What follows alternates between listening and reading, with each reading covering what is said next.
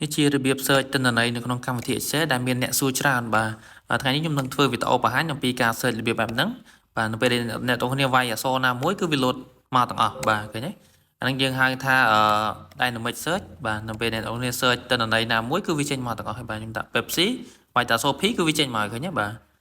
បើអត់មានគឺវាចេញថាអត់មានទេឧទាហរណ៍ខ្ញុំវាយតែ Fanta ខ្ញុំវាយតែអក្សរ F គឺវាចេញមកឃើញទេបាទអញ្ចឹងអ្នកទាំងគ្នាតាមដានវីដេអូនេះបានថាយើងត្រូវធ្វើរបៀបណាខ្លះបាទជាដំបូងអ្នកទាំងគ្នាត្រូវចូលបើកtab មួយឈ្មោះ developer បាទ tab ហ្នឹងដើម្បីបើកវាអ្នកទាំងគ្នាចូលកន្លែង file បាទចូល file ហើយចូលកន្លែង option នៅខាងក្រោមបន្តមកទៀតអ្នកទាំងគ្នាចុចពី customize នៅខាងឆ្វេងហ្នឹងបាទចុចពី customize ហើយអ្នកទាំងគ្នាចុចគ្រីកកន្លែងនេះបាទគ្រីកកន្លែង tab developer ហើយចាំចុច OK មកអញ្ចឹងយើងនឹងបាន tab ថ្មីមួយឈ្មោះ developer បាទបន្តមកទៀតអ្នកទាំងគ្នាត្រូវមាននេះត្រូវមាន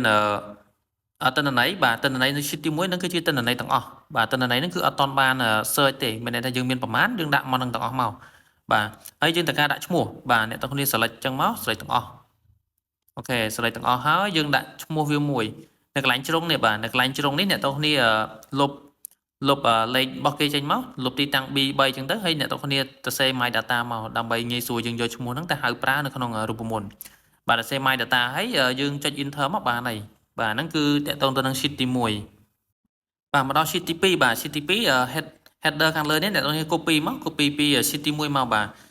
យើងយក header មាន product មាន date មាន QTY អញ្ចឹងទៅបាទយើង copy មកប៉ុន្តែយើងអត់យកទិន្នន័យមកទេទិន្នន័យគឺយើងចាំ search ហើយកន្លែងនេះអត់មានធ្វើអីទេគ្រាន់តែយើងសម្គាល់ថាកន្លែងហ្នឹងគឺកន្លែង search អញ្ចឹងយើងនឹងបង្កើត tick box មួយនៅកន្លែង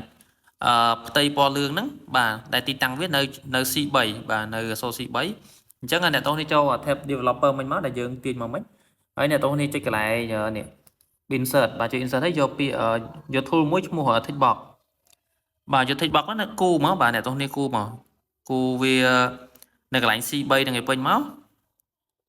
បាទពេលគូហើយអ្នកទាំងនេះចុច mouse ស្ដាំលើវាមួយយកពី property បាទចុច property ហើយលោតផ្ទាំងមួយមកអញ្ចឹងកន្លែង property ហ្នឹងអ្នកទាំងនេះដាក់ទីតាំង C3 មកកន្លែង link cell បាទនេះ link cell នេះបាទ link cell នេះអ្នកទាំងនេះដាក់ទីតាំងរបស់យើងដាក់ C3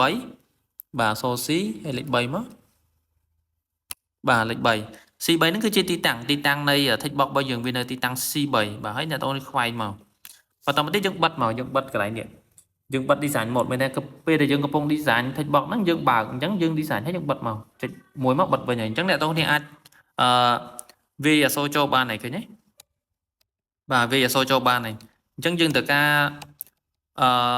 ទៅវាយរូបមន្តចូលដើម្បីទាញអញ្ចឹងពេលយើងទៅសេអក្សរ F វាមកវាទាញទិន្នន័យ